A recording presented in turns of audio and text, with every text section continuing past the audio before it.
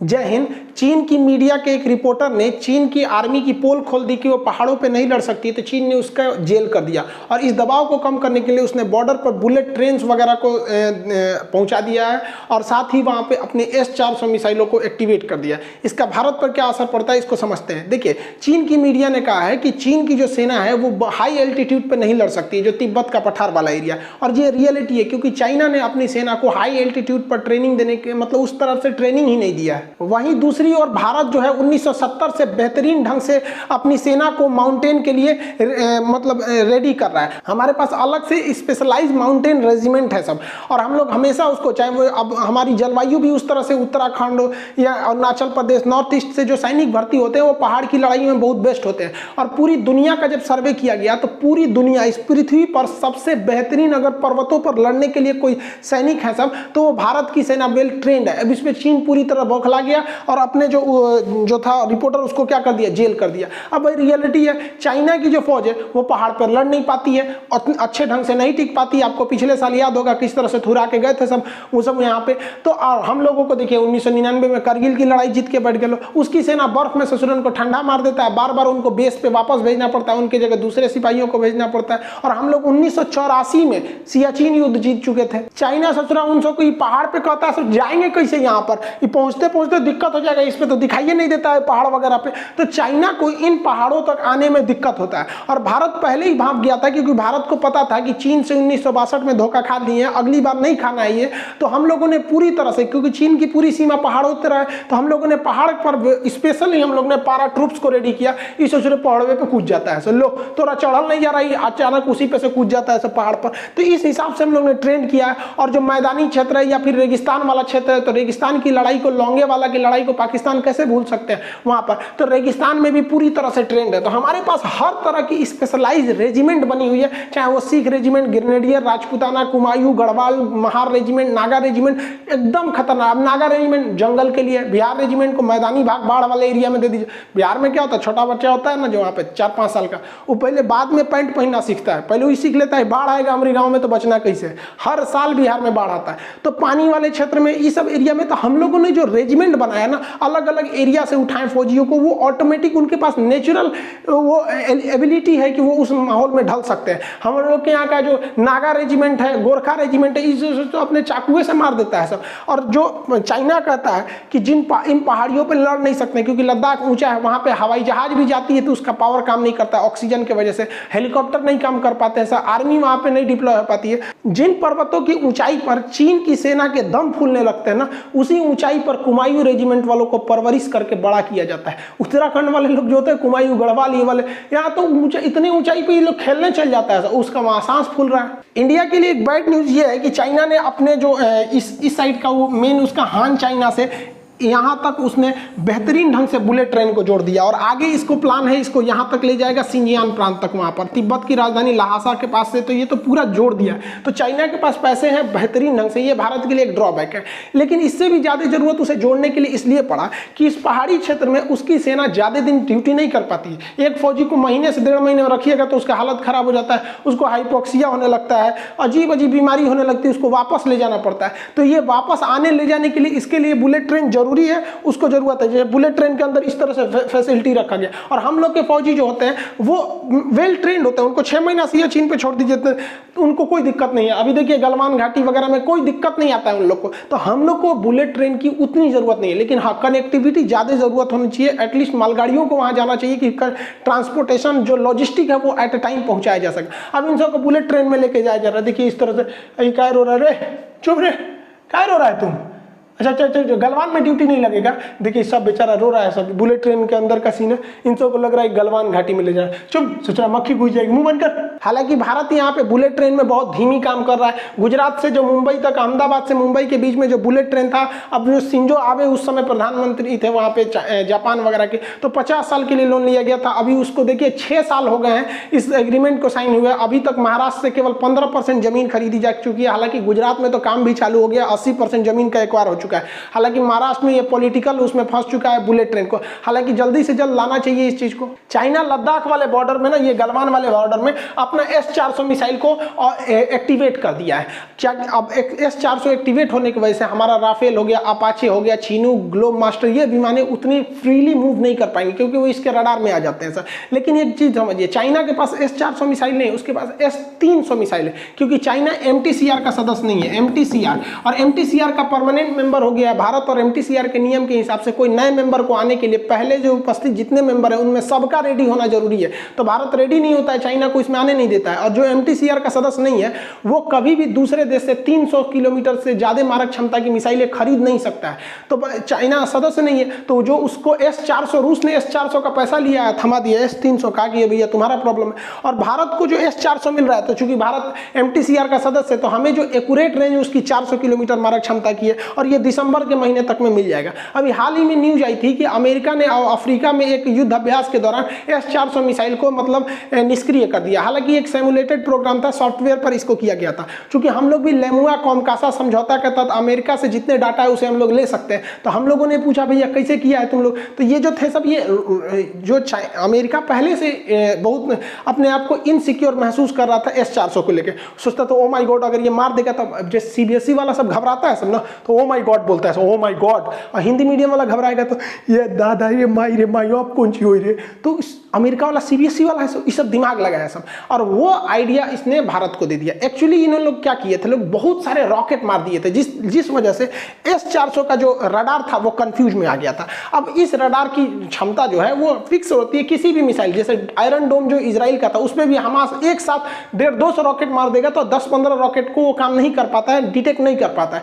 तो वो वही काम किया अमेरिका ने। तो भारत ने भी इसको ध्यान में रखते हुए इसके क्या किया कि उन्होंने भी परीक्षण किया। पिनाका जो हमारा रॉकेट है, मल्टी बैरल रॉकेट लॉन्चर, इससे 1 मिनट में 36 रॉकेट मारा गया एक ही टारगेट पे। अब 36 आएगा, अगल बगल में तो रडार कंफ्यूज हो जाएगा। तो उधर चाइना तैयारी कर रहा है, इधर भारत भी तैयारी कर रहा है। ऐसा नहीं है कि हम हाथ पे हाथ रख के बैठे हैं। अभी हाल ही में हम लोग ने अग्नि प्राइम मिसाइल का परीक्षण किया। हालांकि अग्नि मिसाइल पहले से थी, इसकी रेंज को भी 1000 से 1500 किलोमीटर किया गया। ये सस्ती और हल्की भी है, और सबसे बढ़िया बात है कि इसमें कैनिस्टर जोड़ दिया गया। भारत आने वाले वक्त में हर एक मिसाइलों को कैनिस्टर लगा के जोड़ेगा, जिस तरह से ब्रह्मोस को जितना नेवल वर्जन वगैरह ये सब को कैनिस्टर में रखता है। कैनिस्टर एक कवर होता है, मिसाइलों का बाहरी कवर होता है, कैनिस्टर होता है उसमें, इसके अंदर मिसाइलें रहती हैं सर। अब इसके अंदर रख दिया जाएगा तो ये पैक हो जाता है। और जैसे देखिए, अब इसको कैनिस्टर को भी ले जाना बहुत ईजी होता है, जैसे 4-4 के कैनिस्टर में एक साथ इसको ट्रांसपोर्ट कर सकते हैं। इसमें जर्किंग नहीं होगा। सर्दी है, गर्मी है, बारिश है, मौसम है, टेम्परेचर है, ठंड क्या पड़ रहा है, आंधी धूल, कुछ भी इसमें कोई गड़बड़ी नहीं आएंगी।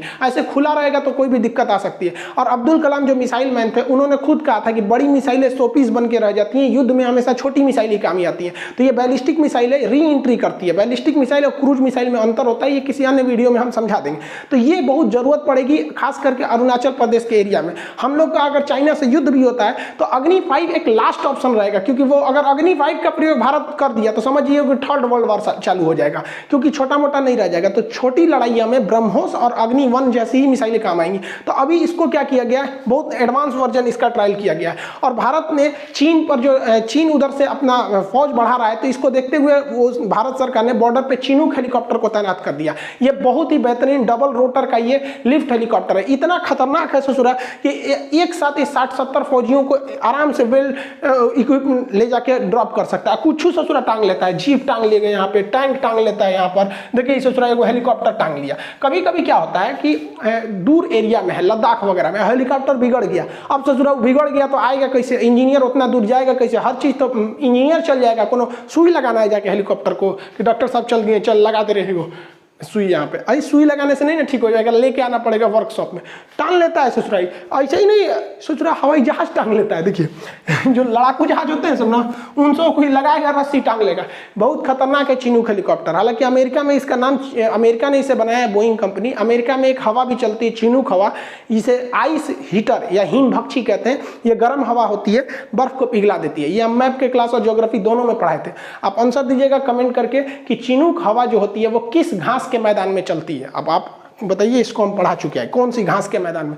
देखिए एक और समस्या चाइना के पास क्या है, वो पहाड़ी एरिया, और पहाड़ी एरिया में आर्टिलरी जो होती है बहुत खतरनाक होती है। हम लोग जब 1999 में हारे तो नहीं, पूरी तरह से जीत ही गए थे, लेकिन क्षति बहुत हुई थी, क्योंकि पाकिस्तान जो थी वो उधर आर्मी जो पाकिस्तान की थी वो आतंकवादियों के आड़ में आर्टिलरी फायरिंग कर रही थी, और हम लोग की आर्टिलरी इतनी ऊपर तक पहुंच कैसे जाएगा, इस पे आदमी नहीं पहुंच, ससुरा इस पे रिक्शा नहीं चढ़ पाएगा, आप आर्टिलरी या टैंक चढ़ाइएगा, यहाँ पे साइकिल ना चढ़ पाएगा उस पर। तो इसके लिए बनाया गया स्पेशल M777 हैविटजर। ये ससुरा दिखने में बहुत छोटा है, कहीं सेट हो जाता है, देखिए हाइट साइज में तो ठीक ठाक है, कहीं सेट हो जाएगा, अब मारेगा बफोर्स से तगड़ा। सोचिए जिस कारगिल की लड़ाई में, जो कारगिल की लड़ाई जिताया था बफोर्स, वो पहाड़ पे नहीं चढ़ पाता, नीचे ही से माना इस ससुरा चढ़ जाता है, और इसको खतरनाक बना देता है चिनूक। चिनूक ससुरा जन्मे करते ही टांग के लेके चल जाता है, अब कहीं पे भी उठा के लेके चल जाएगा। इसलिए ये दोनों का कॉम्बिनेशन बहुत खतरनाक है। जय और बीरू है सब ससुरा, कोई भी गब्बर आएगा नहीं छोड़ेंगे सब ये सब। और इसकी खासियत क्या है, ये बर्फ में भी उतर सकता है। अब आपको भी पता है कि जो हेलीकॉप्टर इतने हैवी चीज़ों को उठा सकता है उसका अपने आप में कितना लोड होगा, और बर्फ में उतारिएगा तो ससुरा खुदे धंस जाता था। तो इसको इंजीनियरों ने क्या किया ना, ये ऐसे उतरा, ये यहाँ पे चक्का के पास ना इसको चप्पल पहना दिया सर, हेलीकॉप्टर को ऐसे हवाई चप्पल पहना दिया सर, चप्पल का एरिया ज़्यादा हो जाता है। देखिए यहाँ पे देख रहे हैं, ये टैंक उठाया, इसके चक्का है दे, इसमें चप्पल पहना दिया। अब इसमें क्या होगा, एरिया बढ़ जाएगा, सरफेस एरिया, और सरफेस एरिया बढ़ जाएगा तो प्रेशर क्या हो जाता है, कम हो जाता है, बर्फ में नहीं धंसेगा यहाँ पर। अब इस चप्पल नहीं, इसको टेक्निकल नाम में एयरफोर्स वाले कुछ कहते होंगे, हम लोग इसको चप्पलें बोल देते हैं।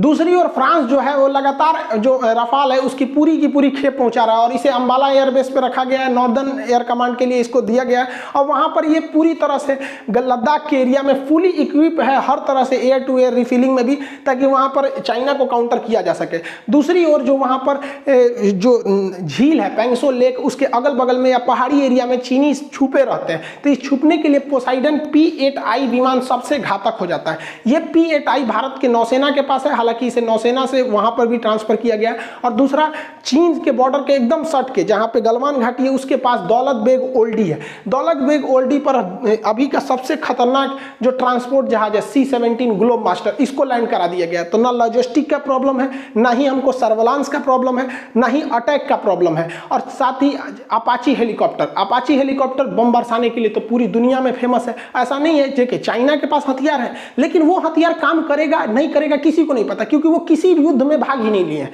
चाइना 1962 के बाद कोई युद्ध नहीं लड़ा है, उसके पास अभी कोई, अब जैसे मान के चलिए लड़का भी एग्जाम में खूब पढ़ाई करता है, उसको लगता है कि ससुर हम टॉप पे कर जाएंगे, एग्जाम में ना पता चलता है कि टॉप कोई लोग फेल गई, कट ऑफ से नीचे नंबर है। वही चाइना का हाल है, युद्ध नहीं लड़ा है तो उसके हथियार काम आएंगे नहीं काम करेंगे युद्ध के माहौल में। क्या देखिए, जब हथियार को बनाया जाता है आइडियल कंडीशन में बनाया जाता है, आराम से इंजीनियर बनाते हैं सब अपनी फैक्ट्री वगैरह में, लेबोरेटरी में पहले परीक्षण वगैरह करके। युद्ध में माहौल पूरा अलग होता है। आपका जहाज ये पता चला धुआं में फंस गया, इंजन काम नहीं कर रहा, लद गिर गया यहाँ पे। तो ये जितने जहाज है ये पूरी तरह से अफगानिस्तान युद्ध, लीबिया युद्ध, सीरिया में पूरी तरह से आजमाए जा चुके हैं ये, इसलिए हमारे पास ये जो है ये पूरी तरह से खतरनाक है। दूसरा, हमारे जो थल सेना प्रमुख जो पहले थे बिपिन रावत सर, इन्हें CDS है, चीफ ऑफ डिफेंस स्टाफ, तीनों सेनाओं के ऊपर एक एडवाइजरी कमेटी बनाई गई जिसमें ये तीनों सेनाओं को कोऑर्डिनेट करते हैं।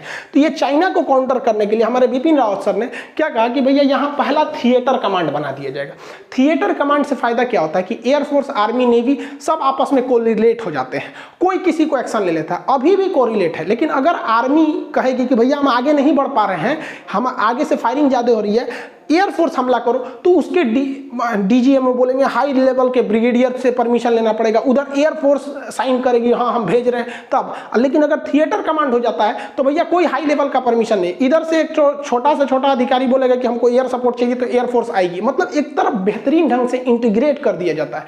तो पहला थिएटर कमांड नॉर्थ एरिया में बनाया जाएगा। इस थिएटर कमांड के बनने से यहाँ पर एयरफोर्स भी पूरी तरह से, आर्मी एयरफोर्स कुछ पता ही नहीं चलेगा कौन किसका बेस है, वो यहाँ यूज करेगी वो यहाँ करेंगे, पूरी बेहतरीन ढंग से एयरफोर्स को भी यूटिलाइज किया जाएगा। और वहां पर सर्वेलांस के लिए भी पूरी तरह से हर जगह से हमें डाटा मिलेगा। अब चूंकि कॉमकोसा से कर लिए हैं तो चाइना के, अमेरिका के पास जितना डाटा है वो भी हम लोग को मिल सकता है। तो वहां पर एयरफोर्स भी रहेगी, सर्वेलांस का भी काम अच्छे से हो जाएगा। साथ ही वहां पर सैटेलाइट कम्युनिकेशन, नेवी के जितने डाटा रहेंगे, हालांकि बड़े जहाज तो वहां जा नहीं सकते हैं, लेकिन नेवी के जो छोटे जहाज है जो वहां पर जो झील है पेंगसो लेक वगैरह, वहां पर इजिली अटैक कर सकते हैं। साथ ही इससे ये फायदा होगा होगा कि किसी भी खराब सिचुएशन के लिए, जिस तरह से पिछले साल जो जून में हुआ था गलवान घाटी में, उस तरह से सिचुएशन में निपटने के लिए ये जो ससुर जी हैं, ये इन ससुर जी के लिए दामादों को तैयार रखा गया है, जिसमें मार्कोप्स है, इनके ऊपर बम बारूद कोई असर नहीं करता है, गैस छोड़ दीजिए, जहरीला कुछ नहीं होता है। NSG कमांडो है सब यहाँ पर, गरुड़ कमांडो है, ये जहाज से कहीं से भी। तो इन ससुर जी की इज्जत के लिए हमारे पास दामादों की कोई कमी नहीं है। आप बताइए तो आपको सबसे बेहतरीन दामाद इनका कौन सा लग रहा है इसमें से? हमारे हिसाब से तो सबसे अच्छा दामाद इनका यही रहेगा, जर्मन शेफर्ड, हमारी NSG कमांडो का। आपको कौन सा इनका दामाद अच्छा लगा वो बताइए। इस बैल को थोड़ा समझ में नहीं आता है यार, ये 1962 नहीं है, 2021 है बैल कहीं का, एक ना बुझा रहा है यहाँ पर। इसने क्या किया, बॉर्डर पे सबसे खतरनाक जहाज तैनात किया। इस चोट्टा क्या किया, अमेरिका का B-2 जहाज जो है ये स्टील्थ है, रडार में नहीं आता है और स्ट्रेटेजिक है, बहुत दूर तक जा सकता है, 7-7 हज़ार किलोमीटर चल जाता है यहाँ पर। अब बॉम्बर है, हजारों टन बम लेके जाता, गिरा देता है, ससुरा बम्बार्डमेंट कर देता है यहाँ पर। इसी का कॉपी करके चाइना ने बना दिया H-20, और ये भी सुपर स्टील्थ बॉम्बर है ससुरा, बहुत भयानक बम गिराएगा और रडार में पकड़े में नहीं आएगा। चाइना, अब हमारी सेना का मनोबल गिर गया और इसने ससुरा वहाँ तैनात कर दिया, इसको परीक्षण भी किया, 1 हफ्ता तक नचाया और रडार में आइबे नहीं करेगा। हमारी सेना देख रही है रडार में नहीं आ रहा है यहाँ पर, ले ससुरा बहुत खुश हो रहा था। लेकिन भारतीय DRDO है, ये ससुरे इसको चैन से जीने नहीं देते, दुकुंची बना दिया DRDO। देख रहे हैं, ये लग रहा है कोनो घर का ढलैया होने वाला है, सेंटरिंग ठोकले से ना, ये सेंटरिंग नहीं ठोका है भैया, इसे कहते हैं OTH, over the horizon radar. ये कोनो जहाज को 5000 किलोमीटर दूर से पकड़ लेता है। चाइना खुश हो रहा था, हमरा रडार में पकड़े नहीं आएगा। रे बैल ससुरा, तोरा जहाज उड़ने से पहले कि मैं पकड़ में आ जाएगा, जैसे रनवे छोड़ेगा पकड़ा जाएगा 5000 किलोमीटर से।